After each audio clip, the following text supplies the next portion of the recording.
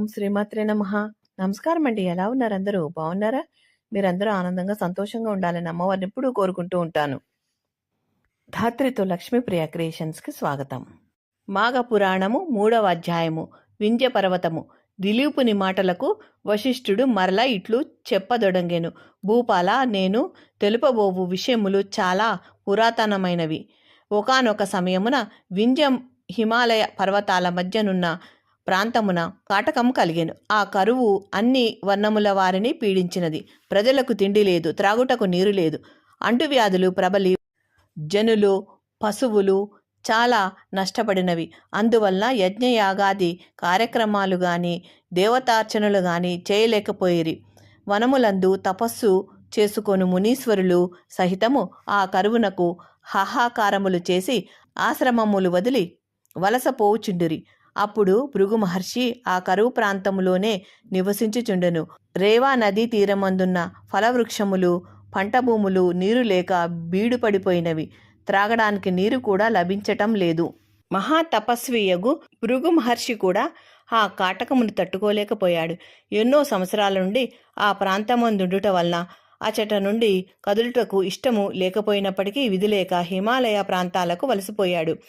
హిమాలయ పర్వతాలకు పడమటి దిక్కున ఒక కొండచర్య ఉన్నది.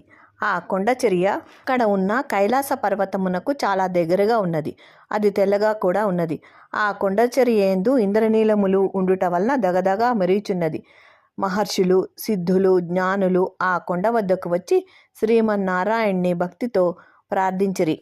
అంతేకాకుండా ఆ పర్వతము వద్దకు యక్షులు, గంధర్వులు వచ్చి విహరించుచుందురు అని వశిష్ఠుల వారు దిలీపునకు వివరించిరి. అంతట దిలీపుడు వశిష్ఠునితో ఇట్లు పలికెను. ఓ మహానుభావ, ఆ పర్వతమును గురించి చెప్పిన మాటలు నాకు ఆశ్చర్యము కలగజేసినవి. ఇంకనూ విశేషములున్న తెలుపగోరెదను అని ప్రార్థించెను. మరల వశిష్ఠుల వారు ఇట్లు చెప్పిరి. రాజా, నీ అభీష్టము ప్రకారమే వివరింతును. సావధానుడవై ఆలకింపుము. ఆ పర్వతము చాలా వింతైనది.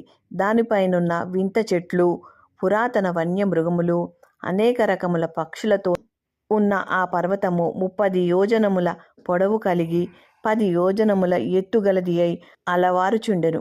అటువంటి పర్వతము వద్దకు భృగు మహర్షి వచ్చి ఆ సుందర నయనానందకరమగు దృశ్యములను చూచి సంతోషించాడు. తాను తపస్సు చేసుకొనుటకు ఇదే మంచి అనుకూలమైన స్థలమని నిర్ణయించి ఆశ్రమము కట్టుకొని తపస్సు చేసుకొనుచుండెను. గంధర్వ యువకుని వృత్తాంతము. భృగు మహర్షి, నా కష్టములను ఏమని విన్నవింతును? నేను పూర్వకాలములో చేసిన పుణ్యఫలము వలన నాకు స్వర్గము ప్రాప్తించినను పులిమొగము నాకు కలిగినది. ఏ కారణముచే నాకు అట్లా కలిగెనో బోధపడకున్నది. నా భార్య అతి రూపవతి, గుణవంతురాలు, మహాసాధ్వి. నా వికృత రూపము వలన ఎందుకు పనికి రాని వాడినైతిని. కాన ఈ రూపమునకు కారణమేమి వివరించి నా మనోబాధను తొలగింపజేయుడు అని పరిపర విధముల ప్రార్థించెను. భృగు మహర్షి గంధర్వుని దీనాలాపనము ఆలకించెను. అతని వృత్తాంతము వినగానే ముని హృదయము కలిచివేసినట్లయింది. ఆ గంధర్వుని ఎట్లయినను తన శక్తి కొలది సాయము చేయవలనని నిశ్చయించుకొనెను. ఓ గంధర్వ కుమారా, నీవు అదృష్టహీనుడవు. అదృష్టహీనత వలననే నీకు ఈ కష్టదశ కలిగినది. పాపము, పేదరికము, దురదృష్టము అను మూడును మనుజుని కృంగదీయును. ఈ మూడింటిని నివృత్తి చేసుకొనవలెనన్న ఈ మాఘమాస స్నానమే పరమౌషధము. అన్ని జాతుల వారును ఆచరించవలసిన పరమ పావనమైన మార్గము. కావున నీవు నీ భార్యతో కూడా పర్వతము నుండి ప్రవహించుచున్న నదిలో స్నానము చేయుము. అదియుగాక ఇది మాఘమాసము కదా. వెళ్ళబోయిన తీర్థమెదురైనట్లు అన్నియు సమకూడుతున్నవి. ఈ రోజుతో నీ కష్టములు తొలగిపోవును. నీ మనోవాంఛ ఈడేరును. భయపడకుమని మాఘస్నాన ఫలము గురించి వివరించెను. ఆ గంధర్వుడు భృగు మహర్షి ఉపదేశమును శ్రద్ధగా వినెను.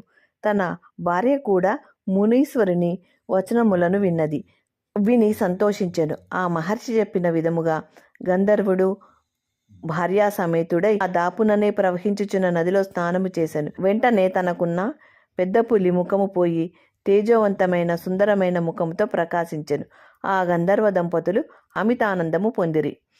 అంత వారిద్దరు భృగు మహర్షి కడకు వచ్చి సాష్టాంగ నమస్కారము చేసిరి. భృగు మహర్షి వాళ్ళని దీవించి పంపించి వేశాను.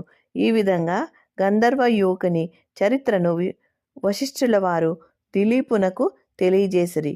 వింటివా రాజా, గంధర్వ కుమారుని వృత్తాంతము. మాఘమాసంలో పుణ్య నదులయందు స్నానమాచరించిన ఎడల ఎట్టి ఫలము కలుగునో ఊహించుకొనుము అని చెప్పాను. ఇంతటితో మాఘ పురాణము 3వ రోజు 3వ అధ్యాయము సమాప్తము. తిరిగి 4వ రోజు 4వ అధ్యాయములో కలుసుకుందాం.